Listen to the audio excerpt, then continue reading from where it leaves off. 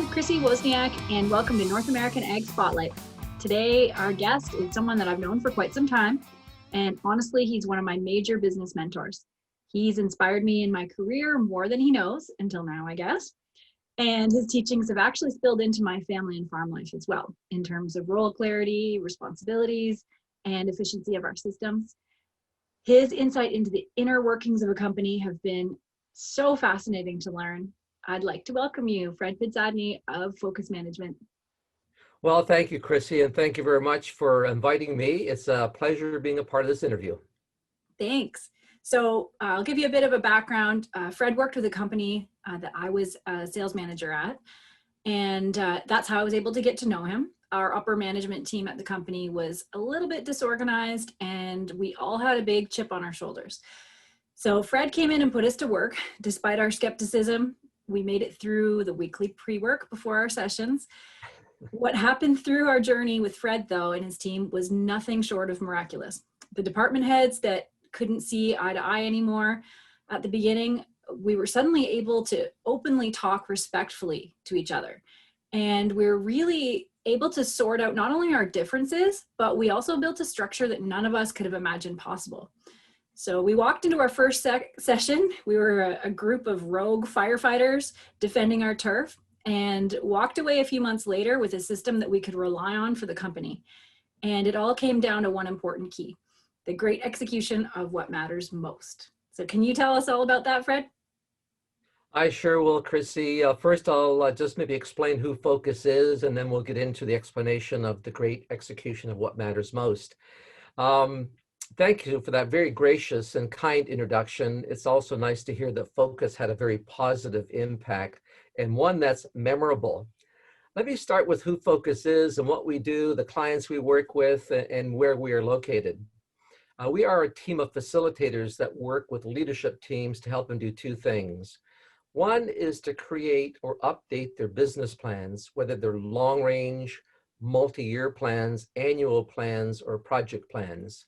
And secondly, to help them with the execution of those plans, the step that most leadership teams struggle with and often results in what we call the execution gap, the difference between what was supposed to happen and what actually did happen. Our job is to work with the leader and the team to close that gap.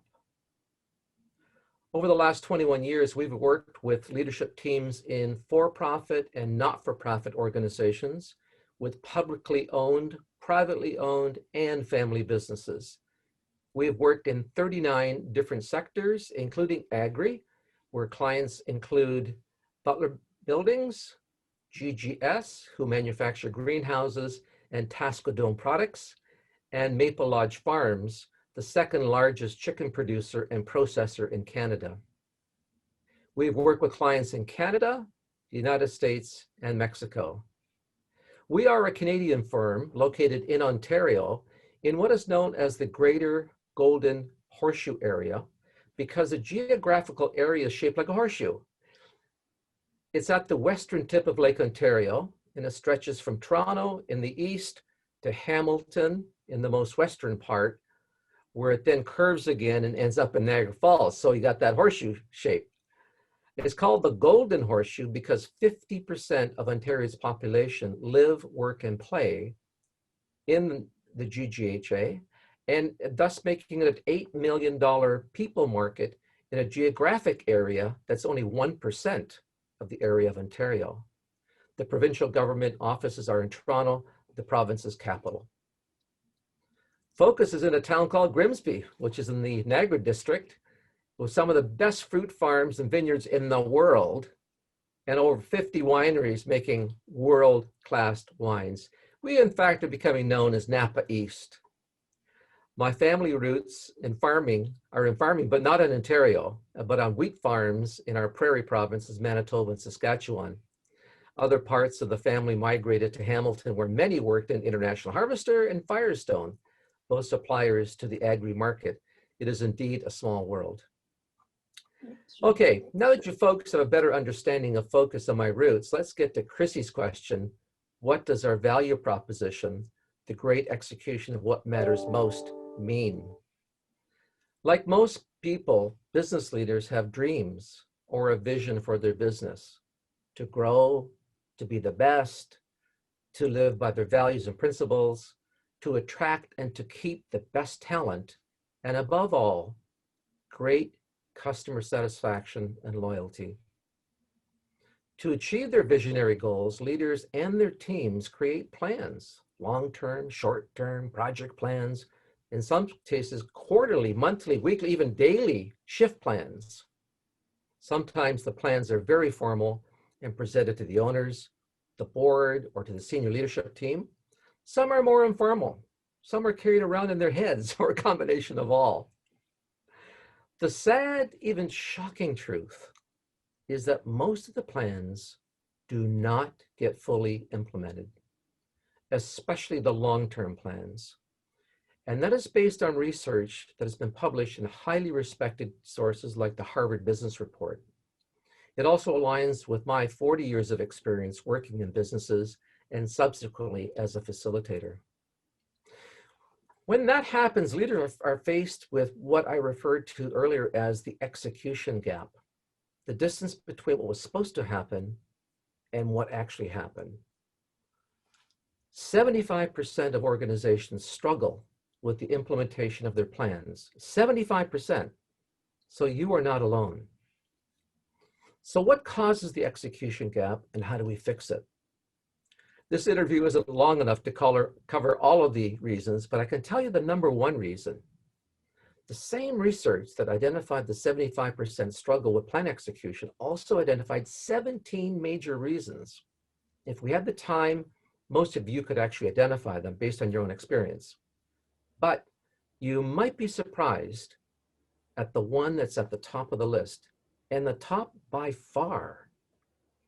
It was simply that people did not clearly understand what actions they were to take, what decisions they needed to make that would support the plan. Worse yet, most didn't understand the plan. Some weren't even aware of it. Senior leaders, in some cases, when asked, couldn't identify the top 3 goals or articulate the mission or vision of the organization. In simpler terms, they didn't get it, they didn't own it, unless they didn't do it. This is becoming more critical as the millennials enter the workforce, because they say that understanding the purpose and goals of the organization and being able to contribute is important to them. It motivates them. So how do we fix the number one obstacle to strategy execution? With 3 words: clarity, alignment, and commitment. Let's start with clarity. In every step of your planning process, you must make your plan execution ready by making every element crystal clear. Fuzziness is the enemy of execution. Remember that. Fuzziness is the enemy of execution. Use concrete and real-world terms. Which of these is clearer? We'll optimize the customer experience. You heard a lot about that stuff. We'll optimize the customer experience. Or, listen to this one. We will be recognized using industry standards and benchmarks as the leader in customer retention. The last one's a lot clearer. Now for the second part of the solution, alignment. Everyone's accountabilities at every level, starting at the top, need to be aligned with the organizational goals. If they're not clear at the top, it doesn't get any better throughout the organization. It gets worse and worse. Here's an example. For a maintenance manager that's responsible for production equipment, one of the goals could be no more than 5% of late shipments to the customer will be due to production equipment downtime. That's very precise with a low fuzziness factor. The third part of the solution, commitment to take action. Everyone must be given the right level of authority to make decisions and to take action.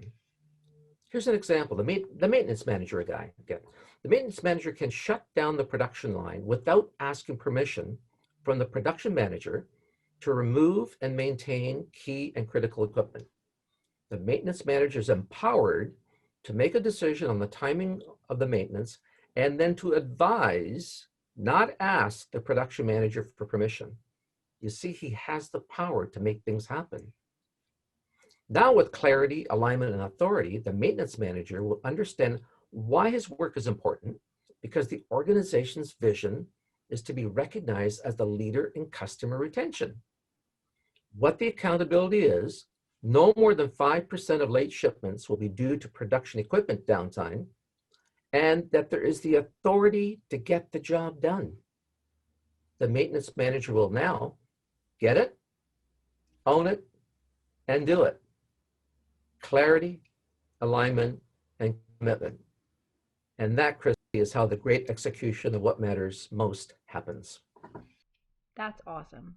Great explanation. So can you tell us, I know we did a survey on Ag Twitter recently. Can you tell us about what you learned from those results? I sure can. We asked Chrissy 3 questions. The first question was, do you have a plan in place to handle your most pressing issues? The second question was, how confident are you in achieving those plans? And then the third question asked about what you focus on in the plans. I was not necessarily shocked at this, but 55% of the respondents did not have a plan. 55%. 10% did. They have a plan that was mapped out, and the others were in the process of putting a plan together. I'm a little bit surprised but not shocked, because there's a lot going on in this world today. And putting a plan together when there's so many variables and so many things happening is a difficult challenge. However, you got to do a plan. You got to have a plan in place. In terms of confidence, the level that were completely confident was 30%. So only 30% were completely confident that they'll be able to achieve their plan, with a 40% saying kind of confident, and the other 30% not very confident to no confident at all. So here we got a situation, if we're talking about the same organization, then no plan, not much confidence. The good news of this was that the plans are predominantly focused on making sure that the well-being of the people in the organization.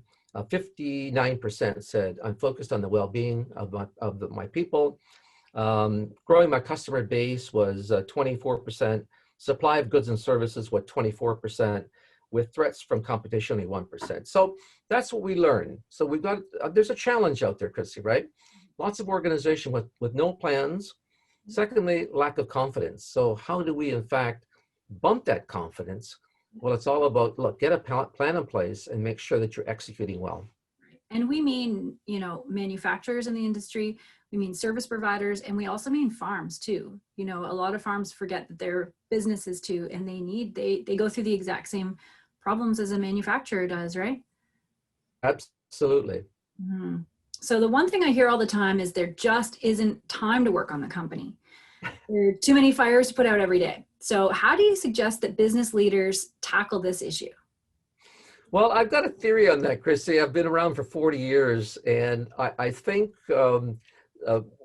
some leaders get very good and, in fact, like putting out fires. Mm-hmm. So I almost think that sometimes they create them by just doing things that end up being a fire, and all of a sudden they're in there, you know, problem solving and providing solutions. Mm-hmm. And I mean, that's an important thing to do. Obviously, you need to have a good problem solvers in the organization, but less and less time has to be spent on technical problem solving as you rise through the ranks in an organization, and you need to spend more time on the management of the organization. And you know, there's never enough time, it seems, to do these kinds of things. You got to make time. It's all about trying to increase the amount of time that you spend on the business versus in the business. We all rise through the ranks, right?